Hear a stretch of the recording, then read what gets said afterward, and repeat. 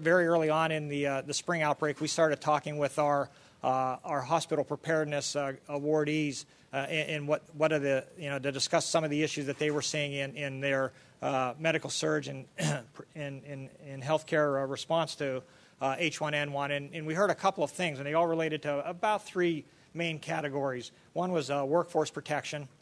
Another was medical surge, how to expand available space. And then the final one is how to triage patients. We heard that a lot of hospitals and facilities were just inundated with worried ill as well as worried well.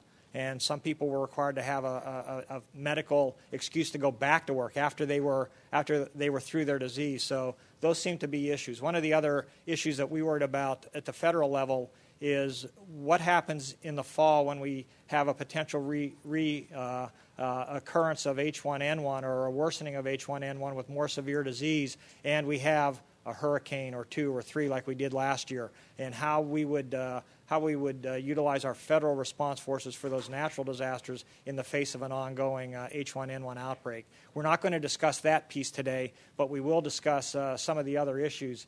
And we have a very distinguished panel that has graciously volunteered to field questions and discuss their experiences with the spring and early summer outbreak.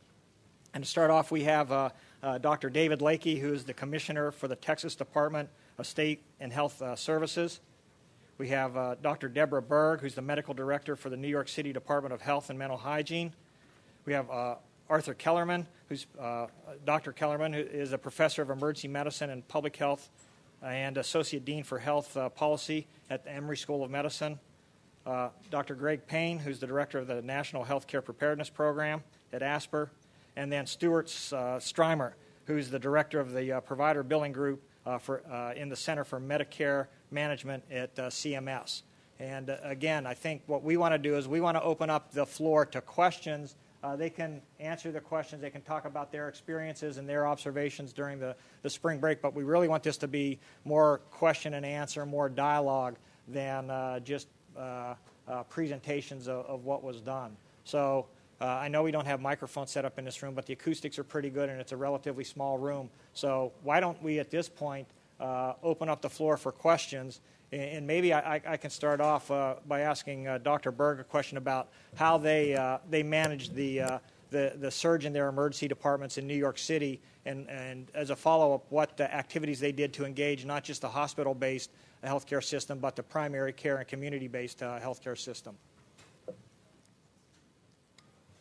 Thank you for that question. And I'd like to be able to answer what we did in the emergency department like this slide portrays. I mean, here you see many people together, well-masked, peaceful, peacefully waiting to be seen, not too close to each other, and a little space in between to fit a few other folks. But in fact, we saw a variety of activities in the emergency department. I should begin by telling you that the outbreak began in Queens, New York, and that was a site where there had originally been 12 hospitals until February of 2009. 2 hospitals closed that were responsible for taking in about 84,000 ED visits a year. So those hospitals in Queens were already under siege, so to speak, and already had already very busy emergency departments. So when the novel pandemic began, emergency department overcrowding was a big issue right away. And I have to say, I think the hospitals overall did a very good job in emergency department expansion. Now, this was one model that was used, and this probably was a situation where a portion of the emergency department was used to cohort individuals that had signs and symptoms of flu. But there are many other models that were used. For example, tents were used outside of hospitals. One hospital used a trailer. Hospitals also may have used an ambulatory care clinic that was on site, on campus to the hospital, that followed EMTALA regulations. We were very careful about that. But it was a different model. And I should also say that flu stations weren't used for all the same reasons. If you look look at this photo, it was used as a waiting area.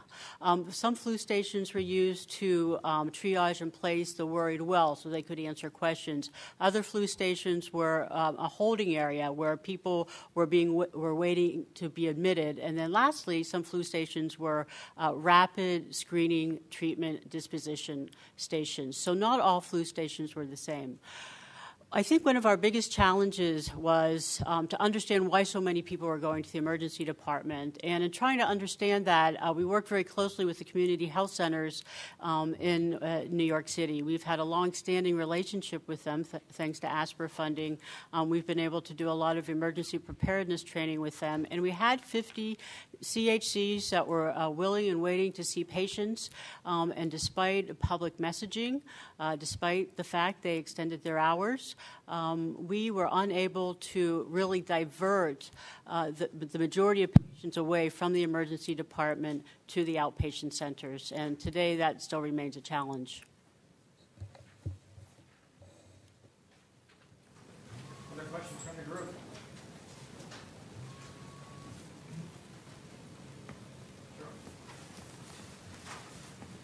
Under those circumstances, having to provide services outside your regular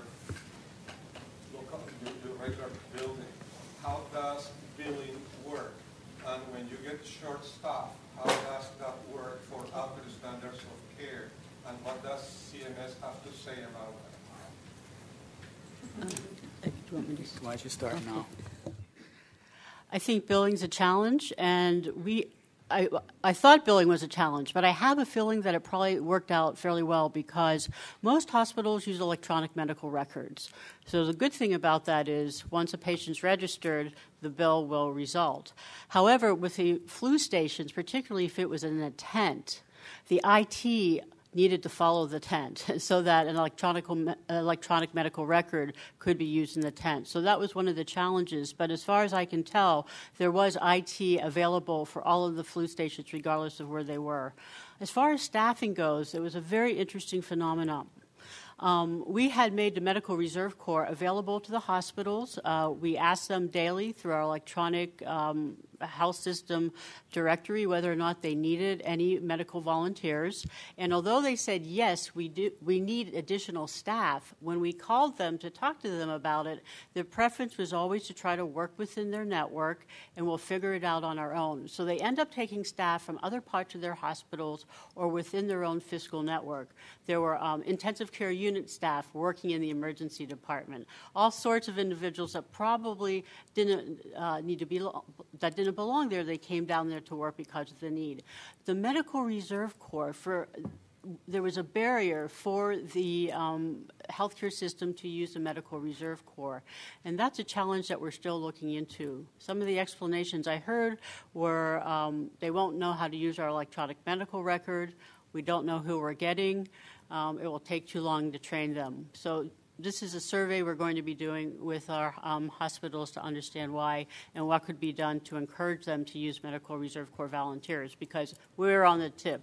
If this continued to get busy and busier, we would have had to use medical volunteers, and that's what they're there for. Thank you. I'd like to speak to that from basically two perspectives. I mean, if an alternate site of care or something off the main premises of the hospital is needed, certainly the billing practices of that hospital would pretty much be unchanged. Okay, they would still bill the Medicare program just as they have in the past. I think the more important and more critical question is whether the alternate site of care can qualify under the Medicare rules and guidelines to bill. So in that case, situations will be different across the country. And what we encourage folks to do is either speak to their state survey agency or speak to the CMS folks in that area to make sure that whatever alternate site of care that is being established, whether it's a tent or whether it's some brick structure, that alternate site does meet Medicare requirements and state requirements in order to actually render the services. We are, as you know, a very regulated environment, and we have very little flexibility in terms of changing the Medicare rules in terms of emergency situations, but there are some flexibilities that do exist, especially if we have an 1135 waiver in place. One second, Stuart, could you just talk about that 1135 waiver process? Sure. Basically, the 1135 waiver process requires a couple of things to happen before the Secretary can invoke that 1135 authority. The first thing that needs to happen is the President has to declare a national emergency under the Stafford Act or under the National Emergencies Act. Once that happens, then the Secretary has to declare a public health emergency. And at that point, the Secretary can invoke an 1135 waiver. And what that is essentially there are flexibilities within the Medicare environment for which some of the rules can be relaxed to sort of facilitate and support health care. And let me give you a couple of examples. Right now, in order for SNF care to take place under current rules, there has to be a 3-day hospital stay before the patient can be sent over to a SNF.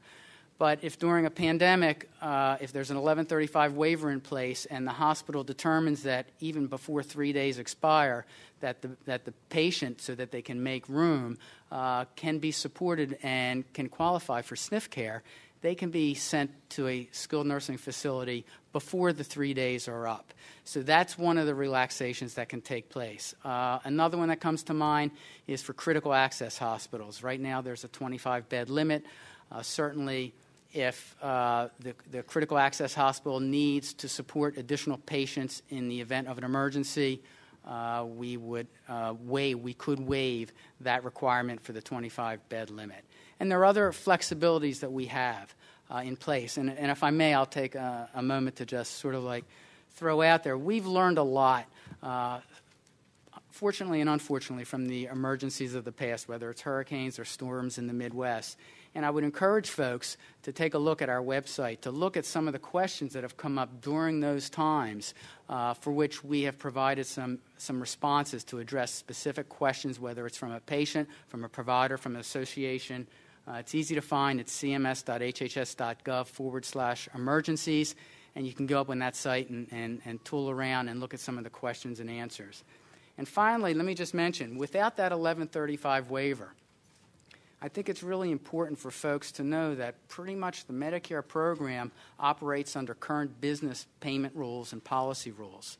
So providers who have questions about how to bill, what to do, what's covered, what's not covered, absent an 1135 waiver, pretty much their billing offices will know those answers. And if they don't, the website's a good source. The CMS regional office is a good source. But there are answers out there to those questions in terms of how do I bill under these circumstances. And generally speaking, it will be under normal Medicare rules.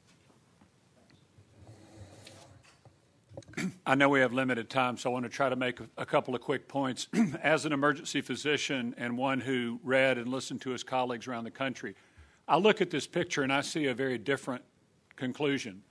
I would be willing to submit as a clinician not one of those patients needed to be in that emergency department.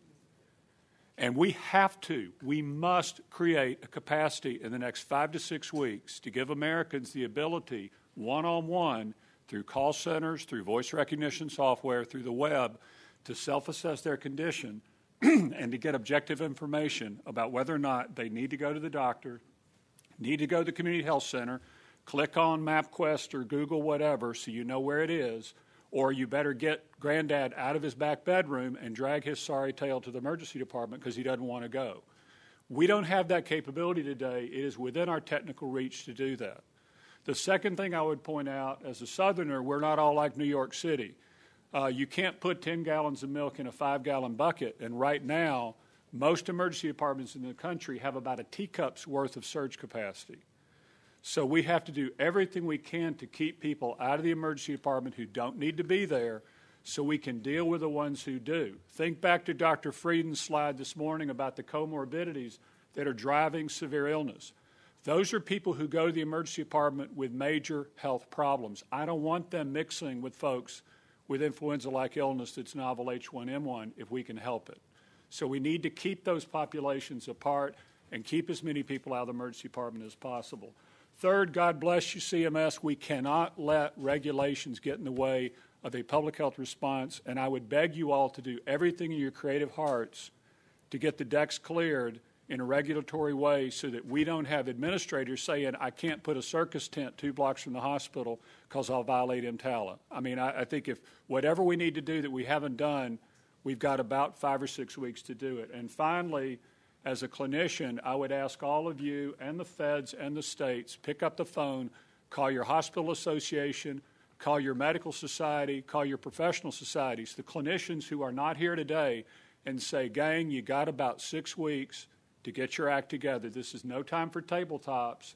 Stockpile, train, rehearse, and don't hold admitted patients in the emergency department. In 2003, in Toronto, Canada, the second patient with SARS in North America spent the night in an emergency department with community-acquired pneumonia. Because he had a night to stay down there because there were, quote, no beds, and he was boarded in the ER, he ended up infecting 78 patients directly or indirectly, caused 5 deaths, and brought one of the most medically sophisticated cities in North America to its knees. H1N1 is far more transmissible than SARS. We cannot afford to keep boarding admitted patients in ERs. We're going to have to get them out of the emergency department and upstairs if they need to be hospitalized, and we need to keep everybody else out. End of sermon. Vote early and vote often. Thanks, Dr. Kelman. Let's go over there for next question. Dan Louie, American Academy of Pediatrics, also work at Children's National Medical Center. I work in the emergency department, and I took care of a lot of kids, and actually had to implement surveillance and what we call syndromic cohort, and what they call swine flu. With that said, there were issues that we still face in the emergency department, and these are questions I want to raise to you all and actually the community here to help us with decision-making factors. Which patients really need to be admitted? Who needs to be tested? We know the tests, at least on our preliminary data, is false positive, almost about 50%, false negative, almost about 40%. So we've actually started to say maybe we need to abandon testing except for those patients who meet the criteria, the high-risk patients. And not the high-risk that CDC put out, that's less than 5, but really high-risk kids, the kids with asthma, chronic lung disease, the kids who are less than 1, things that are cogent problems that we can actually focus on and address. And those patients need to be admitted. The ones that we don't need to test from an outpatient standpoint, we need to address that issue because sometimes the parents will get the call, we call them back and say, well, your child was positive for the flu, but guess what? We're going to treat them, and then you feed into the mass hysteria. So we need to address those issues. Thank you. I'm David Lakey with the Texas Department of State Health Services, and I guess I'll address the issue of testing. It was a major challenge for us in the state of Texas, and we received in one day the amount of flu surveillance as we usually get in a year. You know, the public health laboratory system was designed to address public health questions and not to be a high-throughput clinical laboratory. And the public health laboratory system across America will not be able to provide you that type of capacity. And so early on, we delinked testing and treatment. You just couldn't wait. We would not get it back to you in time, in that 48 hours, for you to make a good clinical decision. What we're doing in Texas is we're reserving the public health laboratory to answer those public health questions. And so early on, we had to define this disease, and so look at the folks that were hospitalized and try to figure out what the mortality of this, because early on we had no data. We needed to figure out where in the state it had been transmitted, quantify the disease. And I think going into, and it was a major challenge for us. You know, we had over 100 folks dedicated to doing testing, and for a state health department, and the other state health department individuals in here, dedicating 100 folks to process samples, do samples, report samples, is you can't keep on doing that, and it will burn us out. And so our approach in Texas, again, will be to use the laboratory to address public health questions, use a surveillance system throughout the state of Texas to gather information, define when the illness, our sentinel providers, when does it enter different parts of the state, define on the critically ill individuals, but not be the clinical laboratory. There are clinical laboratories that are gearing up to be able to provide those tests. But this fall, if somebody comes in with a fever of 102 and myalgias and the headache, and 97% of your flu isolates are H1N1, it's good enough to make your clinical diagnosis. I hope that helps you with, yeah. Well, it helps. Children present a little bit different. Almost all the kids, so 60% of my kids that walk into the ED meet that criteria. They might not have the myalgias, they have the fever, runny nose, and cough. And that's the big issue with, at least from a pediatric perspective.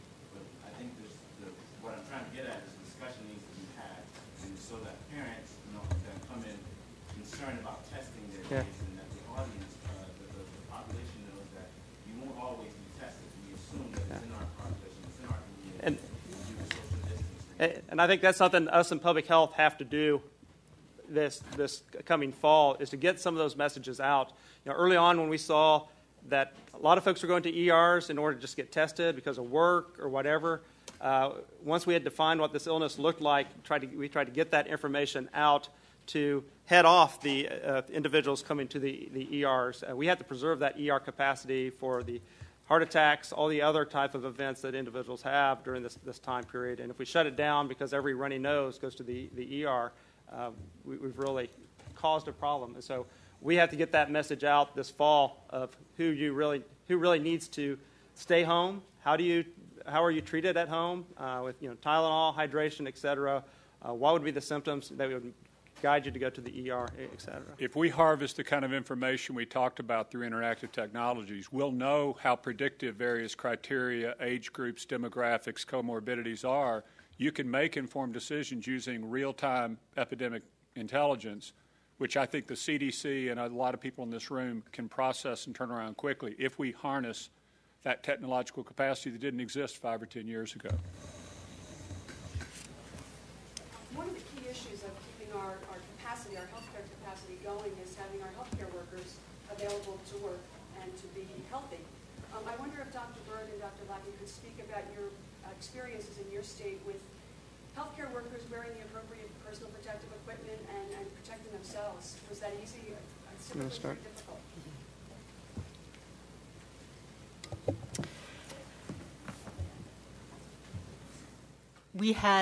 I'm thinking about, we went from a transition between N95 masks to face masks, and we also instituted very early on screening and isolation protocols. Now, I think what helped in New York City was we had been working on screening and isolation protocols in the emergency department for a bio event for the last 3 years, and it came in different phases. The plan was operationalized.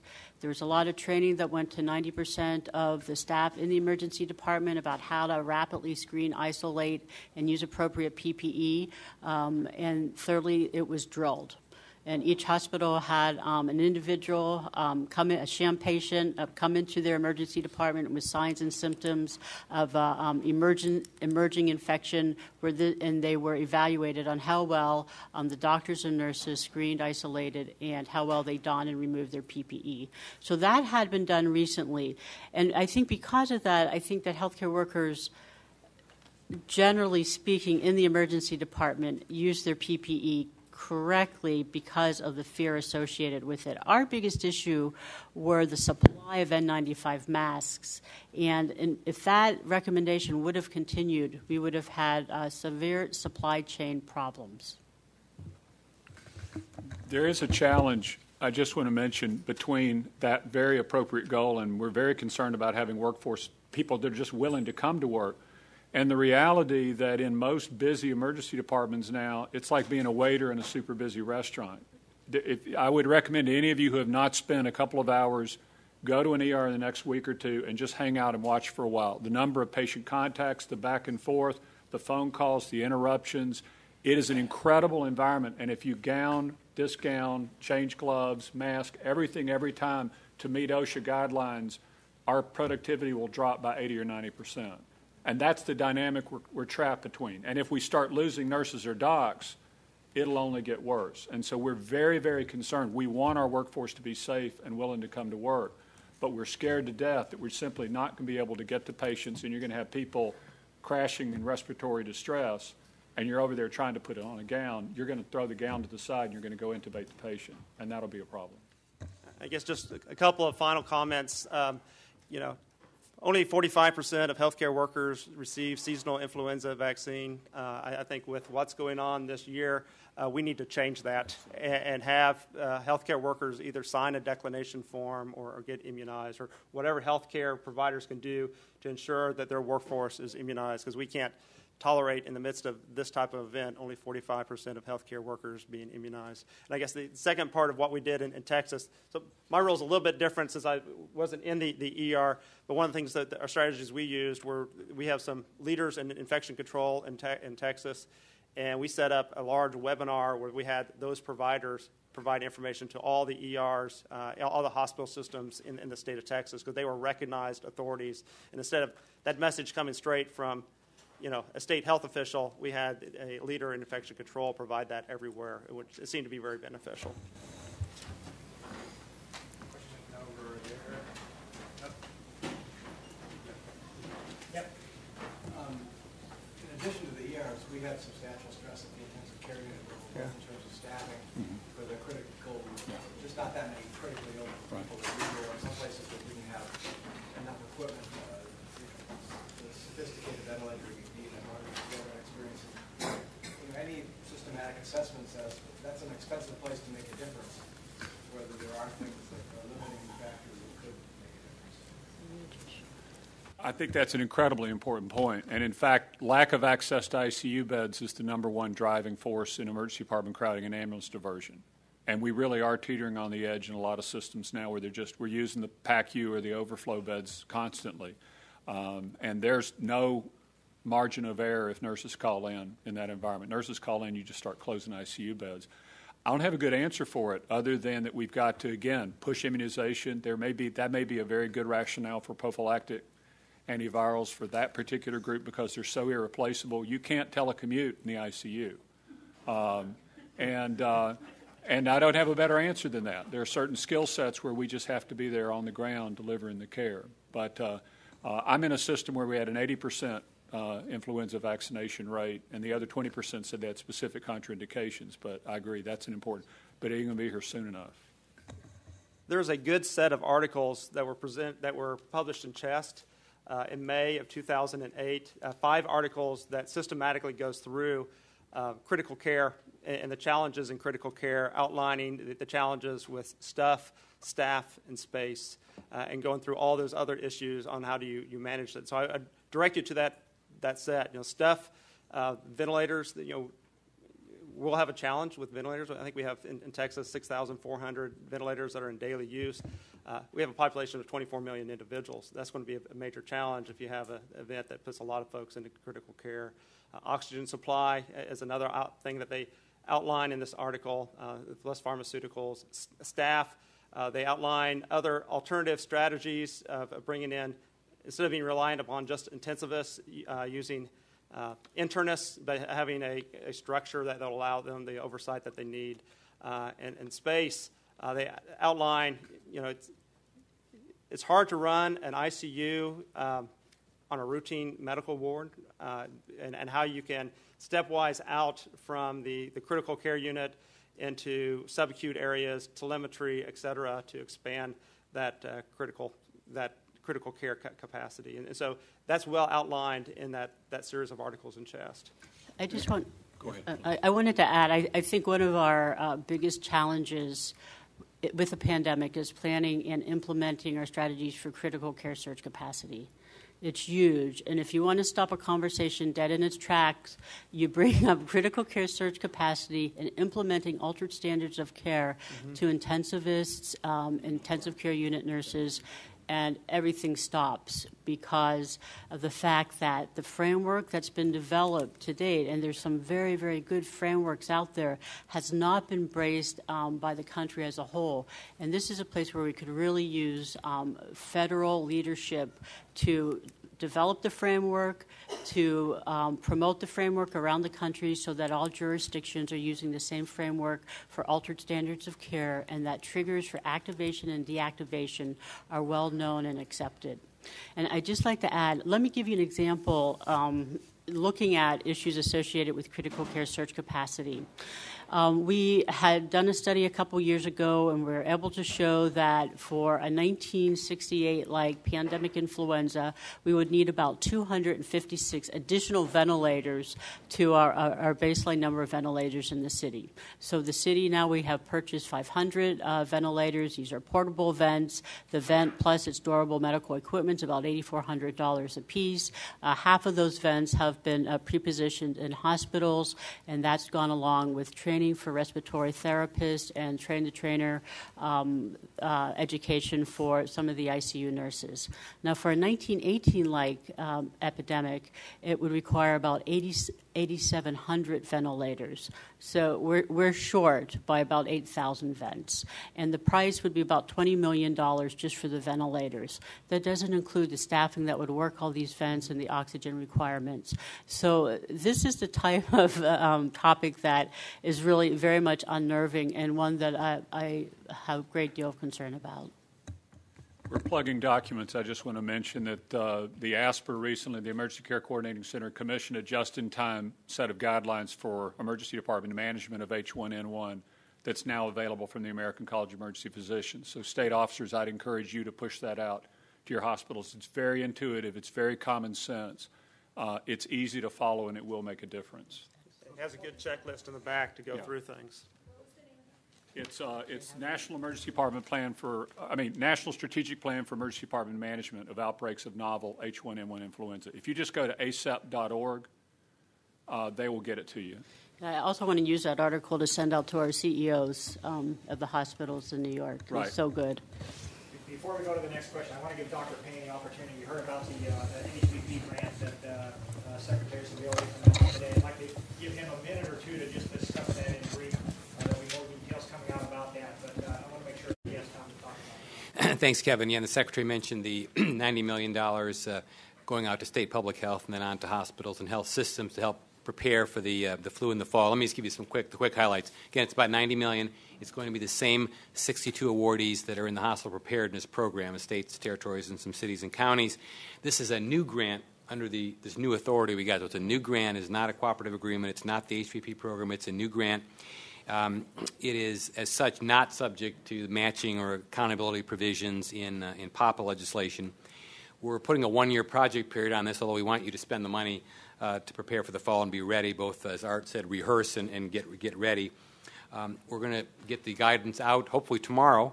This was, I can say, a world record for the federal government developing a document.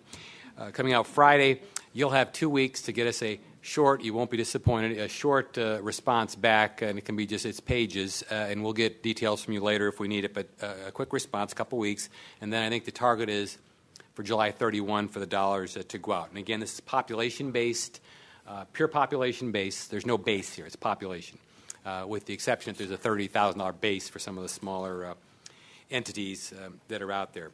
Incidentally, you will be getting your regular hospital preparedness program dollars about a week later, the first week of August. So that'll be coming under that authority to the same folks. So there'll really be 2 checks coming. Now, there's 2 main priorities, and you've heard them from the group here.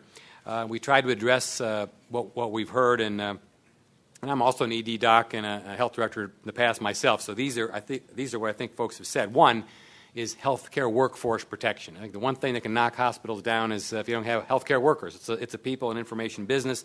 So one aspect of the grants we want you to emphasize is that, and that can you have a lot of running room there, but certainly looking at how you're going to vaccinate folks, if there's prophylaxis involved, family care issues, so you can get your folks to work, PPE, and all the like. Second priority, and you've heard it here, and this has been a problem really since I was a young ED doc, and maybe some of the other older docs in the room, and ED overcrowding has been an issue a long time, but the second point is comprehensive medical surge strategy. So we want you to take a look at that hard and see what you can do, and that would encompass everything that's been talked about. Art Kellerman's addressing what I think is an important issue in surge, which is the preload, which is not getting folks don't have to be in the hospital there if there's community care. So we want you to do, to the extent you can, community engagement, looking at alternate sites of care, and all other options that keep people out of the ED. In there is enhancing situational awareness. We need reporting so the state and the feds know what's going on and how we can best help you respond. And also in there is public awareness and media strategies to let people know where can they go, what can they do, how can they assess themselves, how can you get care in the community. So again, two big priorities there. And just to summarize then, Kevin, we're really trying to emphasize, I know this was emphasized in our discussions, is engaging the community, looking at all your funding dollars, CDC, our colleagues at CDC, and the other dollars collaboratively to do the best thing you can here to optimize our workforce, take care of the at-risk folks who need us the most. Again, integrate the best you can, decrease hospital surge problems, and basically just get ready for the fall the best you can. So that's a quick summary of the grant. We'll have some discussions through ASTO and the hospitals next week on this and walking through the details. Thanks, Greg. One short question. Short question. Karen Rimley, State Health Official in Virginia, been an ED doctor for 30 years. I know that she's a medical officer. What we don't do, and I don't know if you guys did in New York or in Texas, is stop the elective surgeries that end up being complex cases in the ICU that are scheduled. And so did you get to the point where you really said to your hospital that you need to start doing those thoracotomies for cancer this week? Because we have two different pipelines that go into the hospital system. One are elective admissions and surgeries, and the other Someone pays the bills. and we never turn off one. And so whether you guys went through that process or was something you could learn from you? In Texas, that's part of most hospital plans, but we did not get to that point. We tried to decrease the pressure of the preload in the ERs and in the outpatient clinics where the challenge was. And so we didn't have that challenge this time around. We may have it in the future. We had the same experience. Our problem was all outpatient and preload issues. But I did have an interesting lesson learned personally when I was doing some work on maintaining essential medical services, and we were conducting an interview with a series of hospital leadership who made it clear at the time that canceling elective surgery will not be a part of their first maneuvers to increase surge. In fact, it will be among the last maneuvers to increase surge. The 2003 GAO report on crowding found that hospitals around the country that regularly divert ambulances almost never postponed or canceled elective admissions. It's the financial lifeblood of the institution. They're not going to give that up without one hell of a fight. I'm going to have to be the bad guy here and break so we can get to the other session. On my list of things when we were setting this up, the things that I wanted covered included CMS regulations, screening of patients to make sure that the sick people got to the hospital and the non-sick didn't, allocation of limited resources, lessons learned, healthcare coalitions, equipment and supply shortages. And I think in 30 minutes we covered a lot of ground. Let's hear it to the panel. Hello.